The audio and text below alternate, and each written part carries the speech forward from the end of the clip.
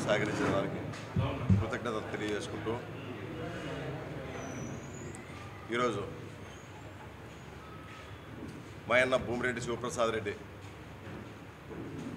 9వ వర్ధంతి సందర్భంగా ఆయనకు ఘనంగా నివాళులు అర్పిస్తూ ఈ వైఎస్ఆర్ కాంగ్రెస్ పార్టీ కోసం పార్టీ ఓదార్పు యాత్ర మా ముఖ్యమంత్రి జగన్మోహన్ రెడ్డి గారు ఓదార్పు యాత్ర మొదలుపెట్టిన నాటి నుంచి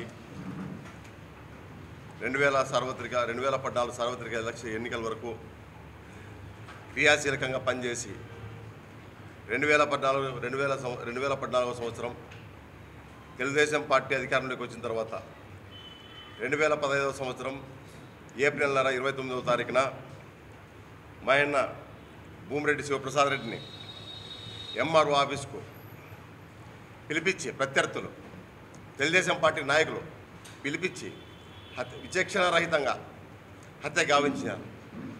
అందులో ప్రధాన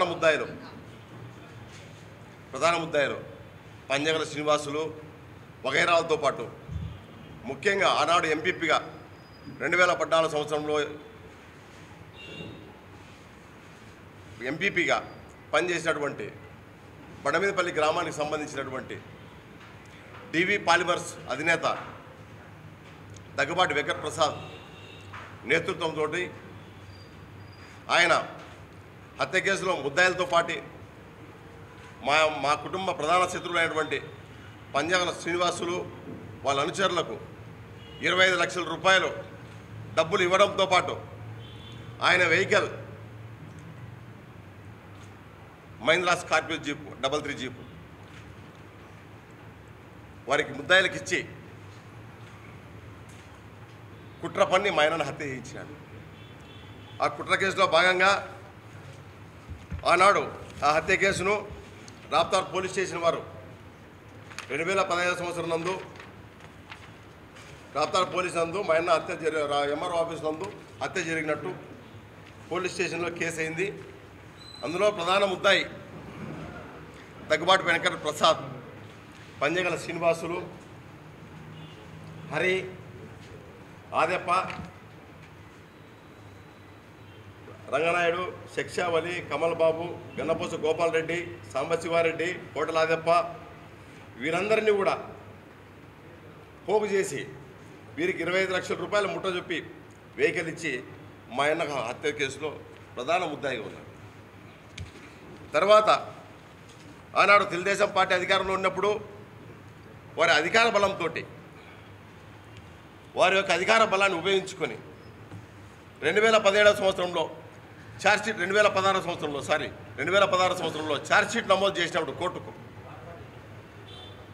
ఆయన పేరును తొలగిస్తూ దగ్గుబాటి ప్రసాద్తో పాటు వంకాయల ఆదెప్ప, అదేవిధంగా సాంబశివారెడ్డి వగైరాలను తొలగిస్తూ పోలీస్ స్టేషన్ వారు ఆనాడు సిఐ ఛార్జ్షీట్ నమోదు చేశాడు. పోలీస్ స్టేషన్ కోర్టు నందు ఛార్జ్షీట్ దాఖలు చేశాడు. ఆ ఛార్జ్షీట్ ఆ ఛార్జ్షీట్లో వీళ్ళని తొలగించి ఛార్జ్షీట్ వేసినాడు. తర్వాత ఛార్జ్షీట్లో వీళ్ళ 5 పేర్లు తొలగించి కోర్టుకు సమర్పించినప్పుడు మేము వీరి మీద మళ్ళీ ప్రొటెస్ట్ పిటిషన్ వేసి 2018 సంవత్సరంలో ప్రొటెస్ట్ పిటిషన్ వేసి వీరందరూ హత్య కేసులో ముద్దాయిలు, ఈయన 25 లక్షల రూపాయలు ఆ డబ్బులు ముట్ట చెప్పినాడు, ఆయన పేరుతో ఉన్నటువంటి డివి పాలిమర్స్ పేరుతో ఉన్నటువంటి 033 వెహికల్ మీరు ఆ కేసులో ప్రధానంగా సీజ్ చేశారు. ఆ సీజ్ చేసినటువంటి వెహికల్ని కూడా దగ్గుబాటి ప్రసాద్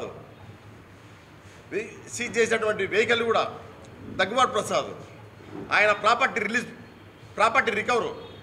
రిలీజ్ అయిన తర్వాత ప్రాపర్టీ రికవర్లో కూడా ఆయనే సంతకం పెట్టి కోర్టునందు ఆయన ప్రాపర్టీని హ్యాండ్ ఓవర్ చేసుకున్నాడు. ప్రధాన ముద్దాయి కానప్పుడు ఆయనకు దీంట్లో ఇది లేనప్పుడు, ఈ కేసులో ఆయనకు సంబంధం లేనప్పుడు ఆయన వెహికల్ ఎందుకు ఇచ్చినట్టు, ఆ వెహికల్ను ఈయన ఎందుకు మళ్ళీ తిరిగి కోర్టునందు ప్రాపర్టీ రికవర్ దాంట్లో సంతకం పెట్టి తీసుకున్నాడు. అక్కడ చిక్కిపోయినాడు ఈ దగ్గుబాటి ప్రసాద్.